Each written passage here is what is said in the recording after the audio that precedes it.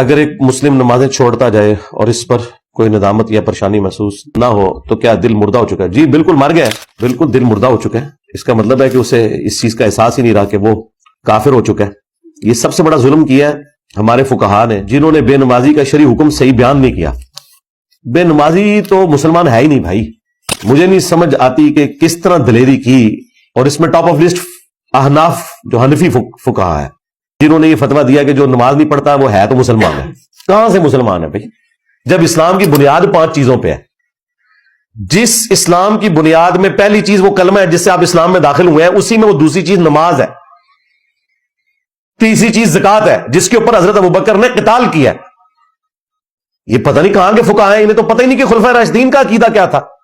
حضرت عمر کو حضرت ابوبکر نے کیا کہا تھا کہ جس طرح نماز اللہ کا حق ہے نا، اس طرح زکوٰۃ بھی حق ہے. جو نماز اور زکوٰۃ میں بھی فرق کرے گا میں اس کے خلاف بھی قتال کروں گا. اس زمانے میں کسی نے یہ سوچا نہیں تھا کہ نماز چھوڑنے والا بھی کوئی مسلمان ہو سکتا ہے.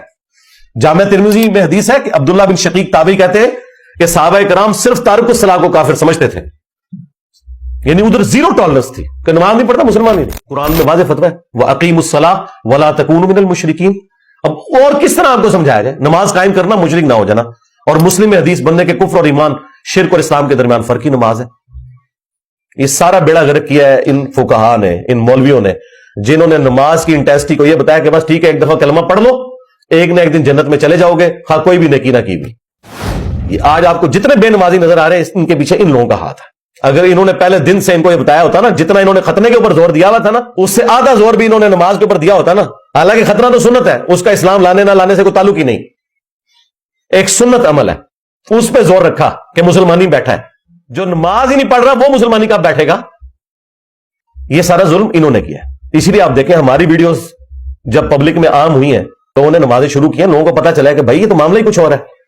پھر جن لوگوں کے لیے تردد تھا ہم نے بتایا کہ ٹھیک ہے یار صرف فرض بھی پڑھ لو کافی ہے، اللہ توفیق دے تو سنتیں بھی پڑھو. ہم بھی کوشش کرتے ہیں سنت پڑھیں، لیکن کم از کم فرض پڑھ لو.